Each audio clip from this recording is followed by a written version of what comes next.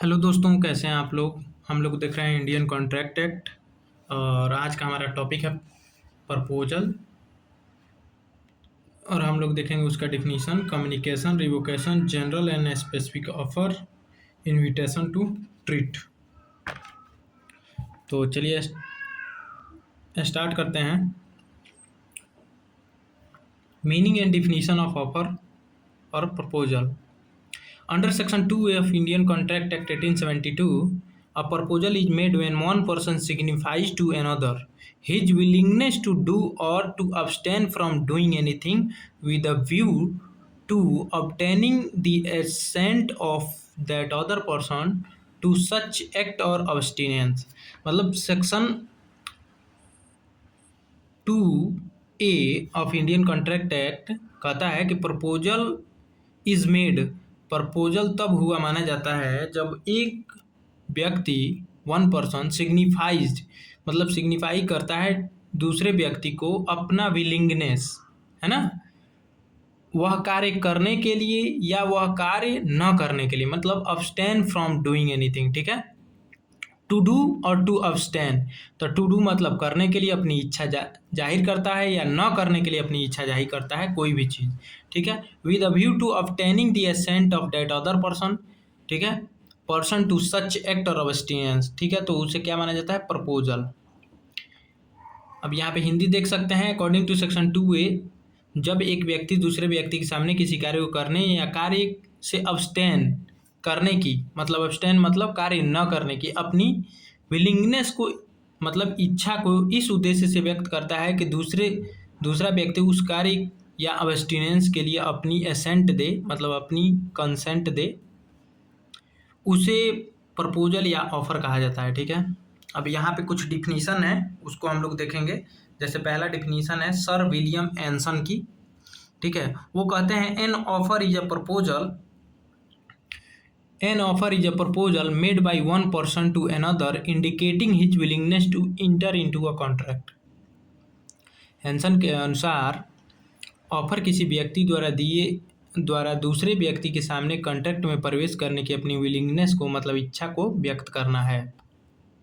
Salmon साहब क्या कहते हैं, an offer is an expression of willingness to enter into a contract on certain terms made with the intention that it shall become binding on acceptance. Salmond के अनुसार offer ऐसी willingness की expression है जिसमें निश्चित टर्म पर contract करने का इंटेंशन होता है और एक्सेप्टेंस होने पर वह बाइंडिंग बन जाता है। ठीक है, पॉलक साहब क्या कहते हैं, an offer is a indication by one person, मतलब ऑफर एक इंडिकेशन है किसी एक व्यक्ति द्वारा दूसरे व्यक्ति को अपना इच्छा जाहिर करने के लिए, है ना। टू इंटर अ कॉन्ट्रैक्ट मतलब कॉन्ट्रैक्ट में इंटर करने के लिए अपनी इच्छा को जाहिर करना है। With him a specific term, किसी विशेष टर्म को लेकर। ठीक है ना, तो पॉलक के अनुसार ऑफर किसी व्यक्ति द्वारा दूसरे व्यक्ति के सामने स्पेसिफिक टर्म पर कॉन्ट्रैक्ट करने के विलिंगनेस की इंडिकेशन है, मतलब सूचना है।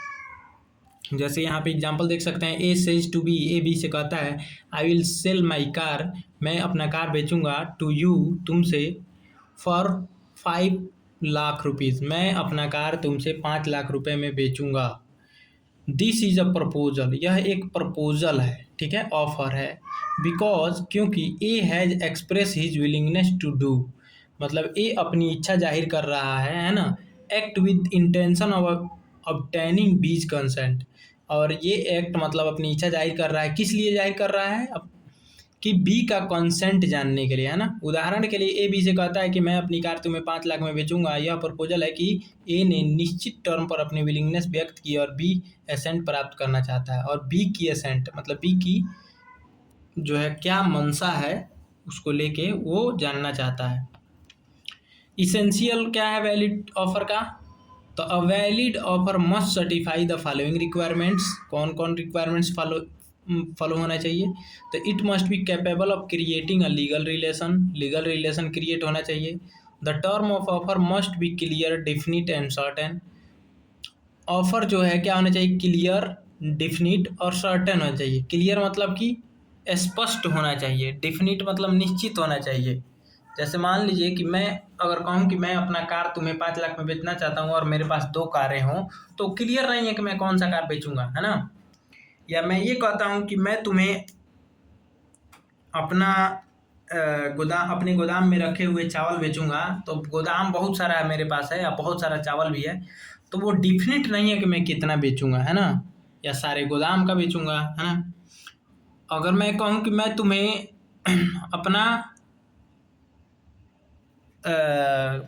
मोबाइल 5,000 या 10,000 में बेचूंगा, तो वो सर्टेन नहीं है, मतलब निश्चित नहीं है ना।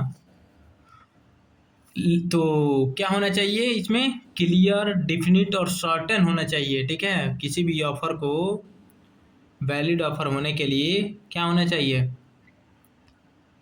क्लियर, डिफिनिट और certain. The offer must be communicated to the offeree, ठीक है। और ऑफर सिर्फ उसी को किया जाना चाहिए, मतलब क्या बोलते हैं, जो खरीदना चाहता है ना। अब ये नहीं कि खरीदना चाहता है कोई और, हम जाके दूसरे किसी से ऑफर कर रहे हैं, तो ऐसे नहीं होगा। जैसे मुझे खरीदना है घोड़ा, घोड़ा किसी की है, हम उसके भतीजे से जाके कह रहे हैं, उसका भतीजा कह रहा है कि हाँ हाँ मैं बेच दूंगा, तो उसका भतीजा उस घोड़ा का मालिक है ही नहीं, ठीक है। तो वो क्या हो जाएगा, ऑफर, मान लीजिए कि वो एक्सेप्ट कर लिया, बाद में वो उसका चाचा भी कहा कि हाँ मैं तुमसे घोड़ा, तुमने बोला था घोड़ा खरीदने के लिए, अगर ये मना कर देता है जिसने ऑफर किया था कि मैं तुम्हारा घोड़ा खरीदूंगा, उसके भतीजा से, उसका चाचा मना कर देता है, अब उसका चाचा बोलता है कि अब तुमने बोला था मेरे भतीजे से तुम घोड़ा खरीदो, अब ये पार्टी जो खरीदना चाहता तो वो मना कर देता है, तो वो कोर्ट नहीं जाएगा, जा सकता है, क्यों, क्योंकि भाई जिसका उस पर मालिकाना हक है उससे ऑफर हुआ ही नहीं था, तो कहाँ से होगा, ठीक है। अगला है, it must be made with intention of obtaining the ascent of other person, दूसरे पर्सन का एसेंट ऑब्टेन करने के लिए, मतलब प्राप्त करने के लिए वो किया गया हो, है ना, उस इरादे से किया गया। इट मस्ट बी एक्सप्रेस और इम्प्लाइड, ये एक्सप्रेस या इम्प्लाइड होना चाहिए। इट मस्ट बी एक्सप्रेस मतलब कि डायरेक्टली हम कह दिए, इम्प्लाइड मतलब कि बाई कंडक्ट से, है ना। जैसे मान लीजिए कि एक्सप्रेस कहने का मतलब है कि आप स्पष्ट रूप से पूछे कि भाई आप ये सामान कितने में देंगे, मैंने बोला कि इतने में देंगे। और इम्प्लाइड क्या है, जैसे मैं टीचर हूँ, मैं आपके घर आया, आपके घर 2 बच्चे हैं और पढ़ाने लगा, आप मना भी नहीं किए, और जब मंथली पूजा मैंने पैसा मांगा तो आप कहे कि नहीं पैसे की तो बात हुई ही नहीं थी, तो आप मना नहीं कर सकते हैं, क्योंकि स्टार्टिंग में आपने क्यों नहीं मना किया, तो आपने मना नहीं किया तो मान के चला जाएगा कि हाँ आपने एक्सेप्ट किया कि हाँ आप फीस देंगे, है ना। इट मस्ट, अब मान लीजिए आप दुकान पे जाके खड़े हो गए, नाई के, जाके उसके कुर्सी पे बैठ गए, वो बाल काटने लगा, कटवा लीजिए, तो आप बोले कि मैं बाल काटने के लिए बोला था, आप ऐसा नहीं बोल सकते, है ना। उसने देखा कि बाल बड़ा हुआ है, दाढ़ी बड़ी हुई है, उसने बना दिया, पैसे दो, है ना, तो वो हो गया implied. It must not merely be a statement of intention, ठीक है। इट मस्ट नॉट बी मेरे invitation to make an offer, the offer may be made to a specific person or to public at large, ठीक है। Offer क्या हो सकता है, specific हो सकता है, किसी व्यक्ति, स्पेशल व्यक्ति को भी हो सकता है, या पब्लिक एट लार्ज, बहुत ज़्यादा संख्या में भी लोगों के लिए हो सकता है।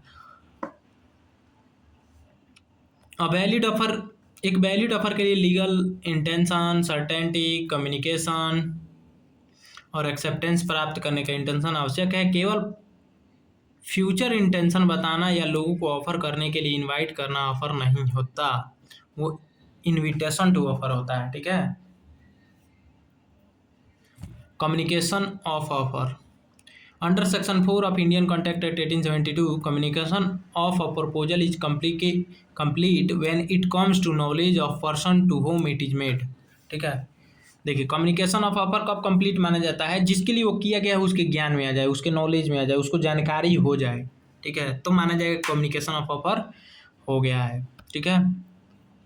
द कम्युनिकेशन ऑफ प्रपोजल, अब देखिए प्रपोजल क्या है, तो the communication of proposal is complete when it comes to the knowledge of a person to whom it is made, ठीक है ना। इसका अर्थ है कि ऑफर तब तक इफेक्टिव नहीं माना जाएगा जब तक कि वह उस व्यक्ति के नॉलेज में नहीं आ जाता जिसके सामने ऑफर किया गया है, ठीक है। एग्जाम्पल जैसे A send an offer by post to B, the offer reaches to B on Monday, the communication of offer is complete when B receives and knows about the offer, ठीक है। तो उसके बारे में हो जाएगा अगर जिसके लिए ऑफर किया गया उसके जानकारी में आ गया तो, ठीक है। उदाहरण के लिए अब हिंदी तो पढ़ ही लीजिएगा, इंपॉर्टेंट केस है लालमन शुक्ला बनाम गौरी दत्त। इस केस में तो आप लोगों को पता ही होगा, बहुत ही फेमस केस है ना। इसमें होता यह है कि एक व्यक्ति जो है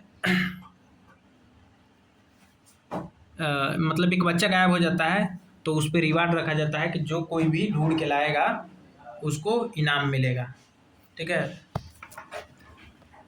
अब एक नौकर होता है या घर का कोई मतलब नौकर, वो ढूंढ लाता है और जब वो ये ऑफर डाला गया होता है तब तक ये निकल गया होता है ढूंढने, उसको जानकारी नहीं होती है।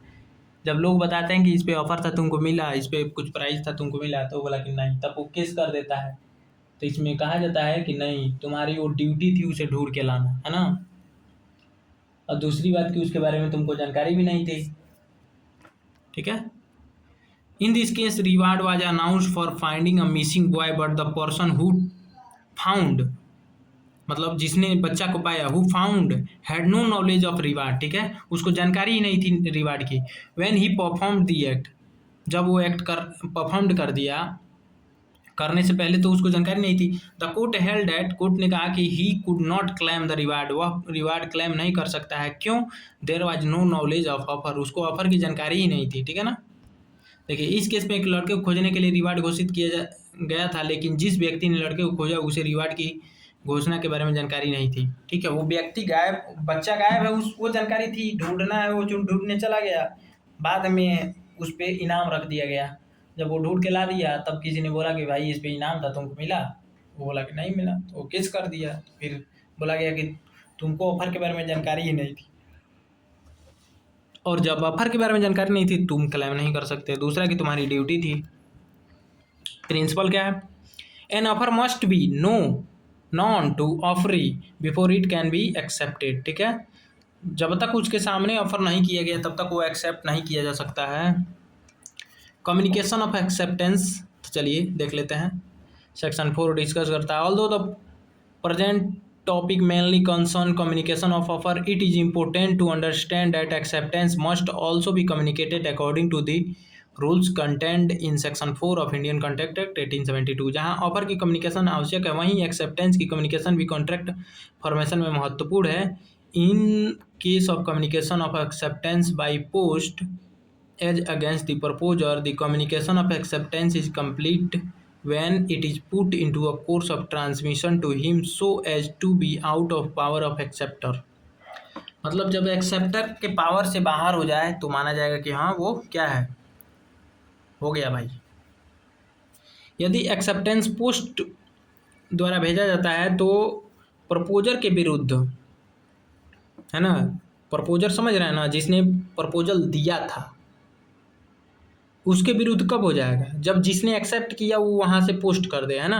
तो यदि देखिए यदि एक्सेप्टेंस पोस्ट द्वारा भेजा जा रहा है तो प्रपोजर के विरुद्ध, जिसने मतलब पहले प्रपोजल दिया था और जो एक्सेप्ट कर रहा है, तो देखिए जो प्रपोजल भेजा था उसके विरुद्ध कब हो जाएगा, एक्सेप्टेंस की कम्युनिकेशन उस समय कंप्लीट हो जाएगी जब एक्सेप्टेंस की ऐसी ट्रांसमिशन के लिए पोस्ट में डाल दिया जाता है कि वह एक्सेप्टर के कंट्रोल से बाहर हो जाए, ठीक है। मतलब जैसे आपने प्रपोजल दिया, मैंने एक्सेप्ट किया, बाई पोस्ट आपने प्रपोजल दिया, हमारे पास आया, हमने उसको एक्सेप्ट कर दिया। अब कब माना जाएगा कि एक्सेप्ट हो गया और कब माना जाएगा कि मतलब कम्युनिकेशन ऑफ एक्सेप्टेंस कंप्लीट हो गया, तो जब मैंने एक्सेप्ट करके ये एक्सेप्टेंस वाला बात चिट्ठी में लिख कर पोस्ट कर दिया, जैसे मेरे मतलब मेरे से वो दूर गया, मतलब जैसे वो पोस्ट कर दिए, जैसे ही हम पोस्ट किए, यानी कि अब हम रुक नहीं सकते हैं, उसको काट नहीं सकते, रिफिल नहीं कर सकते हैं, तो वो माना जाएगा कि क्या कम्युनिकेशन ऑफ एक्सेप्टेंस हो गया है, ठीक है। रिवोकेशन ऑफ ऑफर देख लेते हैं। रिवोकेशन मीन्स विड्रॉल और कैंसिलेशन ऑफ एन ऑफर, ठीक है। तो आपको पता ही है कि रिवोकेशन कब किया जा सकता है ऑफर का। जैसे मैंने आपको कहा कि ये 50,000 मोबाइल खरीदेंगे, आपके हाँ बोलने से पहले मैं बोल दिया कि मैं नहीं बेचूंगा, छोड़ो जाने दो, तब हो सकता है। अगर वो बोल दिया कि हाँ मैं खरीदूंगा, तब आप रिवोक नहीं कर सकते ऑफर, ठीक है। तब आप मना नहीं कर सकते कि नहीं भैया अब मैं नहीं बेचूंगा, तब पीटे जाओगे, भाई तुमने बोला क्यों, हाँ बोला क्यों कि 50,000 बेचेंगे। अब सुनिए, रिवोकेशन ऑफ ऑफर। तो रिवोकेशन मीन्स विड्रॉल और cancellation of an offer. Revocation का अर्थ ऑफर को वापस लेना या समाप्त करना है। Under section 5 of the Indian contract act 1872 a proposal may be revoked at any time before the communication of its acceptance is completed, ठीक है ना। जब तक वो एक्सेप्टेंस कंप्लीट नहीं हो जाता है, उससे पहले ही आप रिवोक कर सकते हैं ऑफर को, उसके बाद नहीं। वो एक्सेप्ट कर लिए तो नहीं। As against the proposer but not afterward, ठीक है। करेक्ट, अर्थात प्रपोजर एक्सेप्टेंस की कम्युनिकेशन कंप्लीट होने से पहले ऑफर को रिवोक कर सकता है, लेकिन उसके बाद सामान्यतः ऑफर रिवोक नहीं किया जा सकता, ठीक है। सामान्यतः समझ रहे हैं ना, मतलब जनरल कंडीशन में तो नहीं। अब सपोज मानिए कि मैंने ऑफर किया कि ये भाई ये 5,000 में तुम मोबाइल खरीदोगे, तो आपने बोल दिया कि हाँ। अब मैं तो वापस तो कर नहीं, मतलब मैं अब उससे मुकर नहीं सकता हूँ क्या। ये सिंपल रूल है। कौन कौन ऐसा कंडीशन है जो उसे रिवोक कर सकता है। मान लीजिए मोबाइल फूट गया,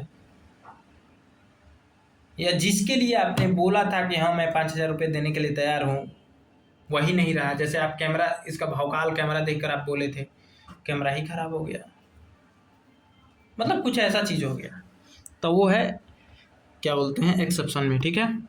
आइए, under section 6 proposal is revoke. Proposal कब रिवोक हो जाएगा। तो by communication of notice of revocation by the proposal to the other party, ठीक है। By lapse of time prescribed in the proposal, और if no time is prescribed by lapse of reasonable time, ठीक है। अगर time नहीं, मान लीजिए कि लैप्स हो गया उसका टाइम ही, तो प्रपोजल ऐसे खत्म हो जाएगा। या उसमें कुछ टाइमिंग नहीं था, रीजनेबल टाइम देखा जाएगा, ठीक है। अब सपोज मानिए कि आप किसी दुकान पे गए, आप पूछे कि भैया ये लैपटॉप कितने का है, उसने बोला कि 10,000। आप उस समय कुछ नहीं बोले, ठीक। आप बोले कि हाँ मैं लूँगा, और उसके अलावा कुछ नहीं बोले, आप चले गए घर। अब आ रहे हैं 2 दिन के बाद या 1 दिन के बाद, उस दिन नहीं आए, वो सेल हो गया। या आप दुकान से तुरंत हटे, बताए भी नहीं कि हाँ भाई भैया मैं पैसे लेने जा रहा हूँ, बेचिएगा मत, ऐसा कुछ नहीं बोला या कुछ भी नहीं, तुरंत जैसे आया तब से ये सेल हो चुका था। अब आप भैया ये नहीं कह सकते हैं कि भाई आप क्यों बेच दिए जाए, भाई आपने कुछ बोला, हाँ बोला कि मैं लूँगा, लेकिन कब लूँगा ये बताया नहीं, वो बेच दिया, तो आप कुछ नहीं कर सकते, है ना। बाई डेथ और इंसैनिटी ऑफ प्रपोजर, ठीक है ना। जिसने जो प्रपोजर है उसी का डेथ हो गया, मतलब जिसने ऑफर दिया था उसी का डेथ हो गया, है ना। If the fact of death और insanity comes to the knowledge of acceptor before acceptance, acceptance करने से पहले ही अगर उसको जानकारी हो गई तब, है ना। एग्जाम्पल देख सकते हैं, A offer to sell his house to B for 20 lakh and ask B to accept by 10 August, है ना। A may revoke the offer before valid acceptance subject to the section 5, है ना। उदाहरण के लिए ए ने बी को 20 लाख में अपना मकान बेचने का ऑफर दिया और 10 अगस्त तक एक्सेप्टेंस मांगा। वैलिड एक्सेप्टेंस से पहले कानून के अनुसार ये ऑफर रिवोक कर सकता है ना। समझ रहे हैं ना। 10 अगस्त तक बोला कि तुम बता देना, अब वो 10 अगस्त तक नहीं बताया, तो 11 अगस्त को कैंसिल कर सकता है कि भैया मैं नहीं बेचूंगा। अगर 11 अगस्त को बोलता है कि हाँ मैं एक्सेप्ट कर रहा हूँ, मैं खरीदूंगा, तो ये मना कर सकता है क्योंकि टाइम ख़त्म हो चुका है, ठीक है। अब जनरल ऑफर देख लेते हैं। कार्बोलिक कार्लिल बनाम कार्बोलिक, है ना, स्मोक कंपनी वाला तो सुने ही होंगे। उसमें जनरल ऑफर ही दिया गया था, है ना। तो चलिए देख लेते हैं। अरे यार, हाँ, तो general offer, a general offer is an offer made by a public made to the public at large. It can be accepted by any person who fulfills the condition of offer, ठीक है ना। कह रहा कि general offer public at large के लिए होता है और it can be accepted by any person, और किसी भी व्यक्ति द्वारा एक्सेप्ट किया जा सकता है जो फुलफिल करता हो कंडीशन को, ऑफर के कंडीशन को फुलफिल करता हो, ठीक है। यहाँ पे एक इम्पोर्टेंट केस है जो अभी बताए हैं, Carlill versus carbolic smoke ball company. The company advertise that it would pay 100, क्या है ये, pound, 100 pound to any person who use इस smoke ball according to the prescribed direction and nevertheless contacted influenza. ठीक है, कहा कि जो भी व्यक्ति मेरा इस स्मोक बाल का यूज करेगा उसको इन्फ्लुएंजा नहीं होगा, जो कंडीशन बताया गया है उसी हिसाब से उसका सेवन करना है। अगर किसी को हो गया तो वो पे करेंगे। देखिएगा कह रहा क्या कि इट वुड पे 100, अब फिर भूल गए ये क्या है, 100 पाउंड, पाउंड ना है, जो भी हो 100 पाउंड पे करेंगे अगर किसी को हो गया तो मिसेस कार्लिल जो थी fulfil the condition but claim became ill. ठीक है ना, उन्होंने जो कंडीशन वो लोग बताए थे उसी अनुसार उन्होंने उसका इस्तेमाल किया, फिर भी वो बीमार पड़ गई। द कोर्ट, तो बीमार पड़ गई तो चली गई क्लेम करने की भाई दे दो 100 पाउंड, तो उन लोगों ने मना कर दिया। तो कोर्ट क्या किया, court held that advertisement constituted a valid general offer payable capable of acceptance bye performance. ठीक है ना, तो कोर्ट ने बोला कि भाई क्या कि पब्लिक के लिए किया गया वैलिड जनरल ऑफर था और कंडीशन परफॉर्म करके इसे एक्सेप्ट किया जा सकता था। ठीक है ना, तो प्रिंसिपल क्या है, तो general offer can be accepted by any person who performs its condition. ठीक है, अब चलिए स्पेसिफिक ऑफर देख लेते हैं। A specific offer is offer made to a particular person और to a specific group of persons. It can be accepted only by the person और persons to whom it is made. Specific offer किसी particular person या specific group को किया गया offer है, इसे केवल वही व्यक्ति मतलब वही पर्सन एक्सेप्ट कर सकता है जिसके लिए ऑफर किया गया है ना। तो स्पेसिफिक ऑफर वो होता है जैसा मैं कह दिया कि मैं मोहन को ये मोबाइल 5,000 में बेचूंगा, सोहन आ गए भाई खरीदने की, मुझे दे दो मैं 6,000 में लूंगा या 5,000 में दे दो, मैं मना कर दिया, तब वो इस बात को लेकर कोर्ट नहीं जा सकते क्या कि भैया इन्होंने बोला था कि ये बेचेंगे, है ना। एग्जाम्पल देख लेते हैं। A offer to sell his car to B for 5 lakh, this is a specific offer because it is made specifically to B. ठीक है ना, ए ने अपनी कार 5 लाख में बी को बेचने का ऑफर करता है, यह स्पेसिफिक ऑफर है क्योंकि यह केवल बी को किया गया है। ठीक है, अब इसमें बॉल्टन वर्सेस जोन्स देख लेते हैं, एक इम्पोर्टेंट केस है।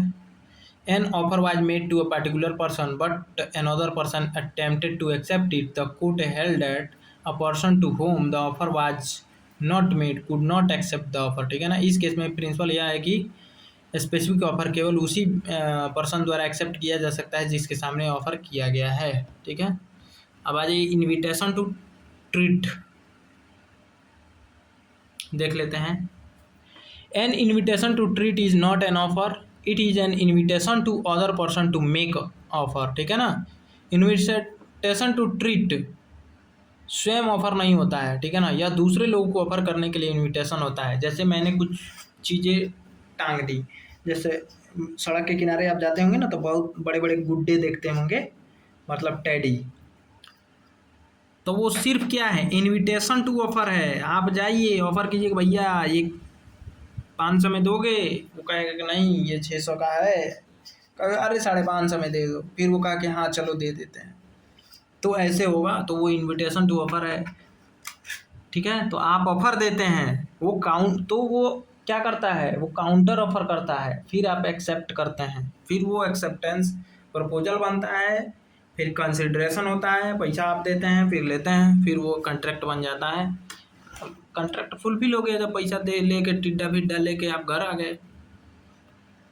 ठीक है ना, the person making an invitation to treat does not become a legally bound merely because another person responds to it. है ना, इन्विटेशन टू ट्रीट देने वाले व्यक्ति केवल इसलिए लीगली बाउंड नहीं हो जाता कि किसी दूसरे व्यक्ति ने उस इन्विटेशन के रेस्पॉन्स में ऑफर कर दिया। ठीक है, जैसे Display of goods in a shop with price tag, advertisement, catalog, and auction notice are generally treated as an invitation to treat depending upon the circumstances. ठीक है, दुकान में प्राइस टैग के साथ गुड्स डिस्प्ले करना, सामान्य एडवर्टीजमेंट, कैटलॉग और auction notice सामान्यतः इनविटेशन टू ट्रीट माने जाते हैं।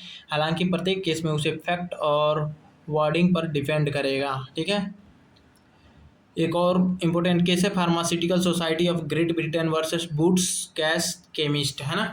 The court held that goods displayed on the shelves in a self service shop were an invitation to customer to make an offer. The customers presentation of goods at the cash counter constituted the offer which could be accepted or rejected by shopkeeper। ठीक है, इस case में self service shop की सेल्फ्स पर good का display invitation to treat माना गया। Customer द्वारा गुड्स को कैश काउंटर पर ले जाना ऑफर माना गया जिसे शॉपकीपर एक्सेप्ट या रिजेक्ट कर सकता था। डिस्प्ले ऑफ, तो इसका प्रिंसिपल क्या है, display of goods is generally an invitation to treat not an offer. ठीक है, यहाँ पे you can see differences offer and invitation to treat, है ना। यहाँ पे आप देख सकते हैं पॉज करके।